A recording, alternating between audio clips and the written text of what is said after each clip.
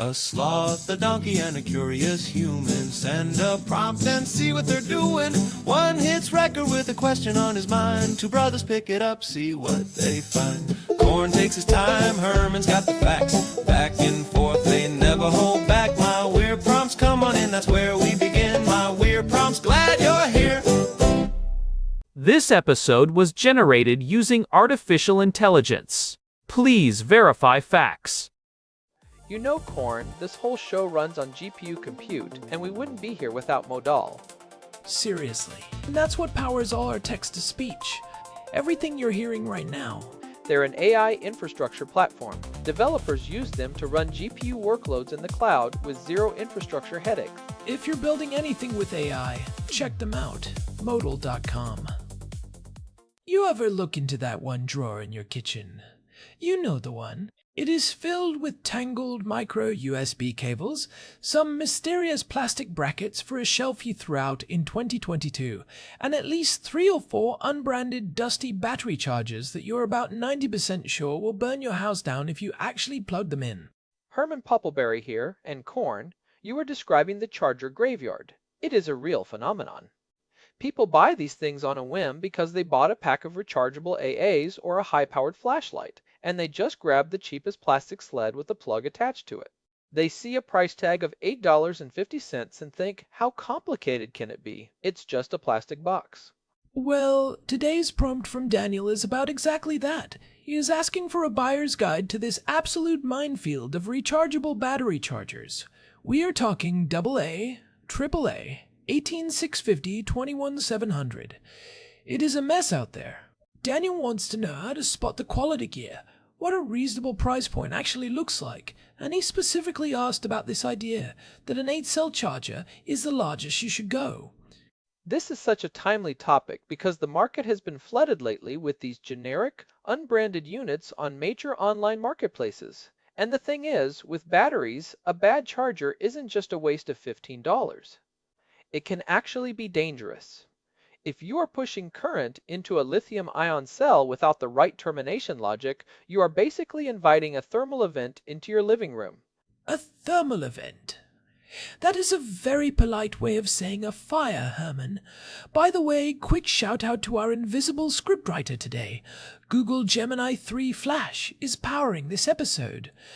But back to the fire hazard. I think most people assume a charger is just a charger. It is like a garden hose, right? You hook it up, the power flows in, the battery gets full. Why is that a dangerous assumption?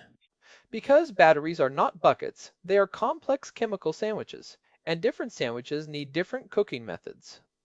If you try to charge a nickel metal hydride AA battery using the same logic you use for a lithium-ion 18650, you are going to have a very bad time. We really need to start by deconstructing the chemistry minefield, because that is where the most common and most expensive mistakes happen. Okay, so let's break that down. Most people are familiar with the standard AA and AAA rechargeables. Things like Eneloops. Those are Nimaloops. Those are nickel metal hydride. Correct. And NiMH charging is actually surprisingly tricky. To know when a NiMH battery is full, the charger has to look for something called negative delta V. Basically, as the battery reaches full charge, the voltage rises, hits a peak, and then starts to drop very slightly. A smart charger detects that tiny drop, the delta, and cuts the power. Wait, so it's actually looking for a decrease in voltage to know it's finished. That seems counterintuitive. You'd think it would just stop at a maximum number. You'd think so, but NiMH chemistry is fickle. If you just stop at a fixed voltage, you might only be at 80% capacity, or worse, you might overshoot it if the battery is warm.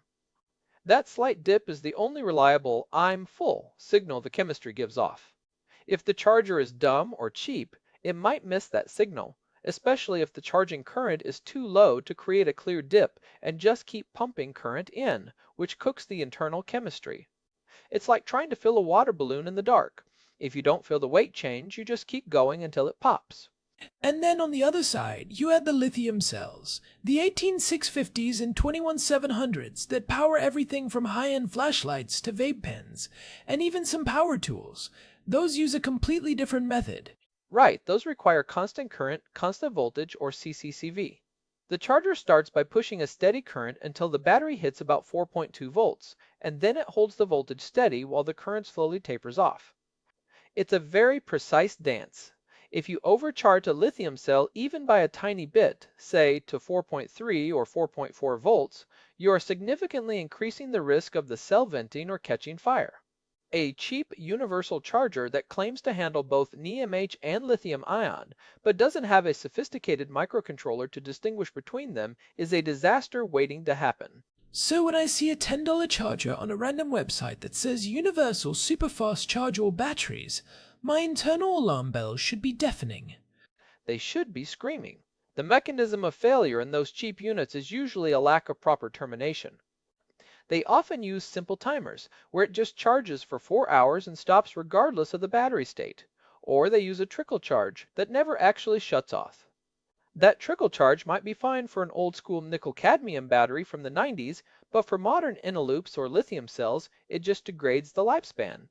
You are essentially paying $10 for a device that ruins $50 worth of batteries within 6 months. It is a classic false economy. You think you're saving money on the hardware, but you're burning through the consumables and potentially your curtains. I saw a case study recently about an 8-bay charger that was super popular because it was so cheap. It turned out it didn't have independent channels. Can you explain why that is a deal breaker? Oh, that is a huge one.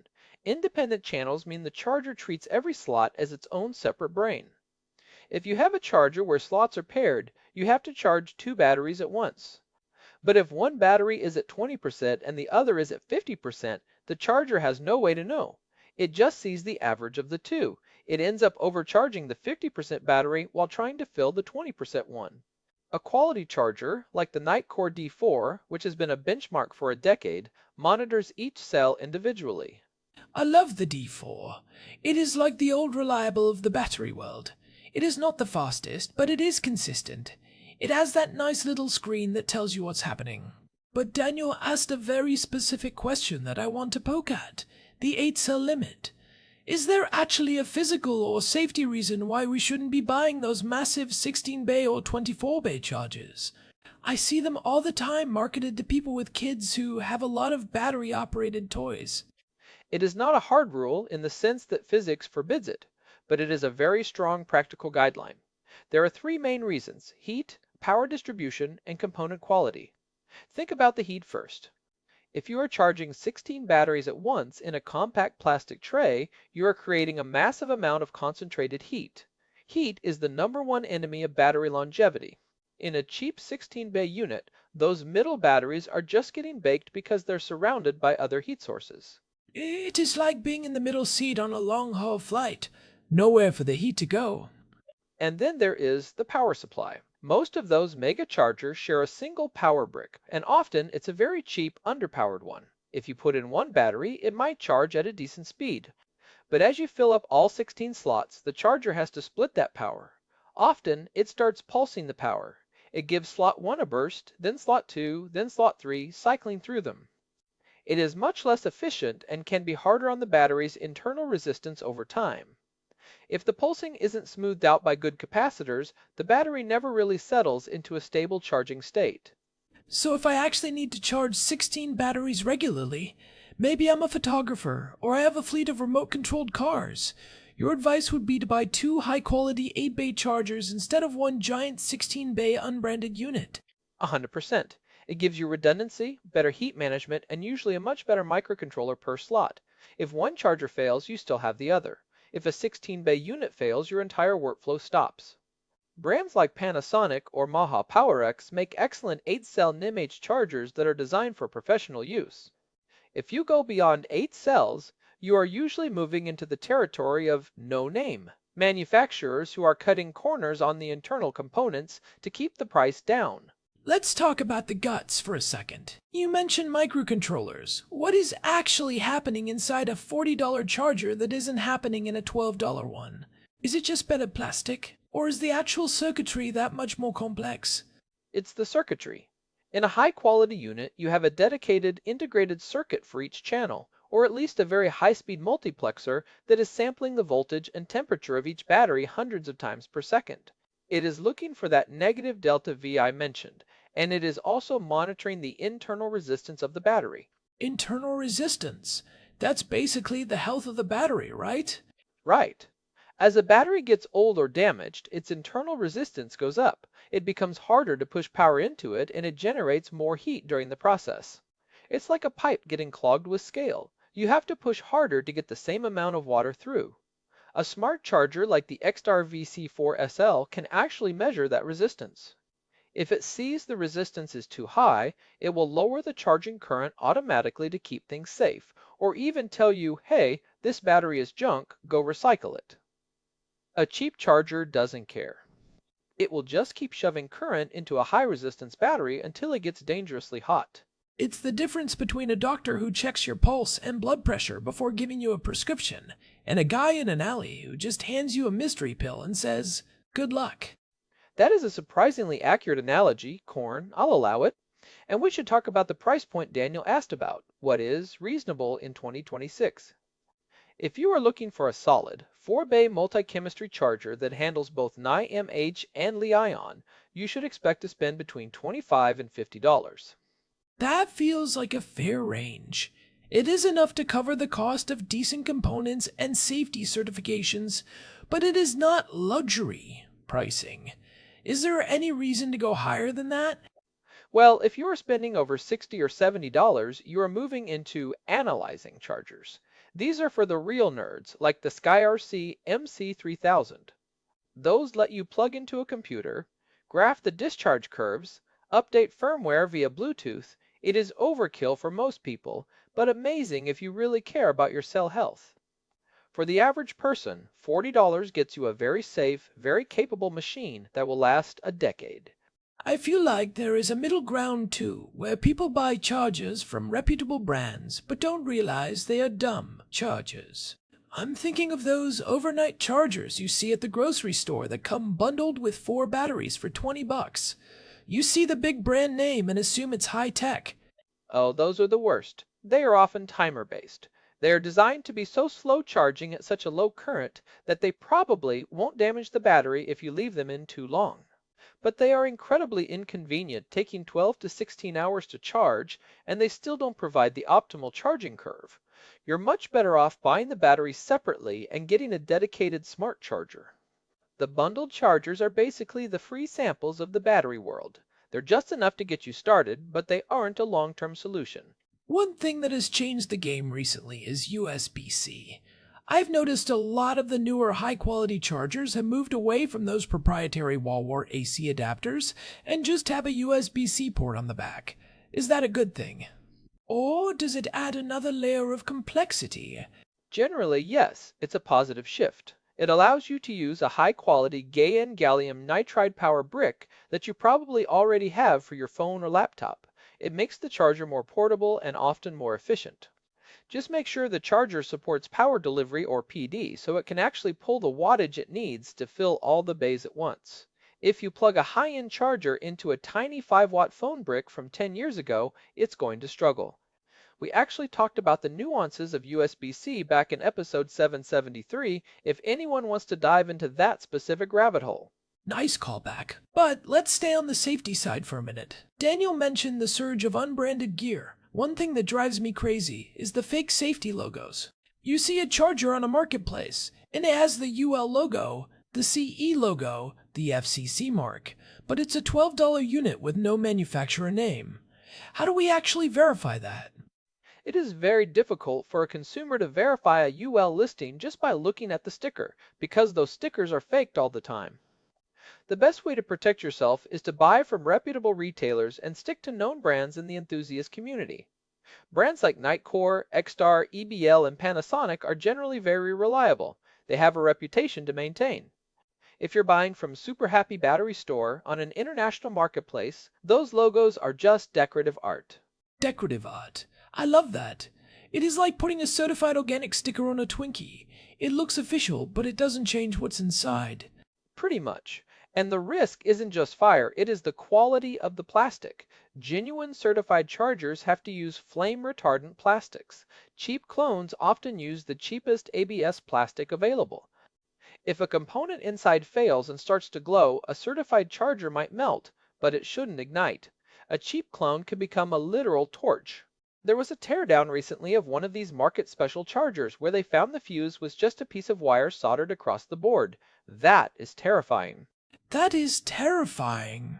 Okay, so we've established that the universal dream is often a nightmare if it's cheap, that 8 bays is the practical ceiling for most people, and that independent channels are non-negotiable. What about the actual user experience? If I'm looking at a product page, what are the green flags that tell me a charger is actually smart? Green flag number 1, an LCD screen that shows more than just a battery icon.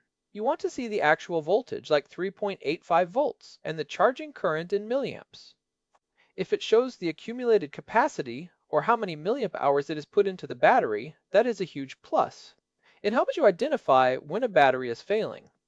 If your 2000 milliamp hour battery only takes 500 before the charger says it is full, you know the battery is toast. Green flag number 2, manual current selection. Sometimes I want to charge a battery slowly to preserve its life, and sometimes I'm in a hurry and want to blast it at 2 amps. A good charger lets me choose. Does that really make a difference in the long run? Pushing too much current into a small AAA battery is a great way to kill it fast. It's like trying to force a gallon of water through a straw in 1 second. A smart charger will usually default to a safe lower current, like 500 milliamps, but gives you the option to ramp it up for larger 18650 cells. If a charger doesn't let you see or change the current, it's making assumptions for you, and those assumptions are often wrong. What about the all-in-one claims? Some chargers claim they can even charge non-rechargeable alkaline batteries. I see these pop up on social media ads all the time, promising to save you hundreds on Duracells. Please tell me that is a scam. It is worse than a scam, it is dangerous. You should never ever try to recharge a standard alkaline battery. They aren't designed for it. They will leak potassium hydroxide, which is corrosive, and they can explode. They can literally spray caustic chemicals all over your house. Any charger that claims to refresh or recharge alkalines is a product you should run away from. It's a red flag that the manufacturer doesn't understand or doesn't care about basic chemistry. Good to know. So, if we were to build a buyer's checklist for Daniel and the listeners, what are the top 3 things to look for before hitting that buys button? Number 1, chemistry compatibility. Make sure it explicitly lists the types of batteries you own. If you have both Inaloops and flashlight batteries, you need a multi-chemistry charger that handles NIM-H and Li-ion. Don't assume a universal charger includes both. Number 2, independent channels. If the description says must charge in pairs, close the tab. You want each slot to have its own brain, its own voltage monitoring, and its own safety cutoff. This is the single biggest factor in battery longevity. And number 3, reputation and reviews. Don't look at the Amazon reviews, look at technical reviews from sites like Lied, Info, that guy is a legend in the battery community or enthusiast forums. They actually use oscilloscopes to test if the charging curve is safe. They look at the ripple voltage and the termination accuracy. If the nerds like it, you can trust it. If you can't find a technical review of the brand, skip it. I think that is a really solid framework. It is interesting how something as simple as a battery charger can be so technically dense when you pull back the curtain. It is not just about the power. It is about the conversation between the charger and the battery.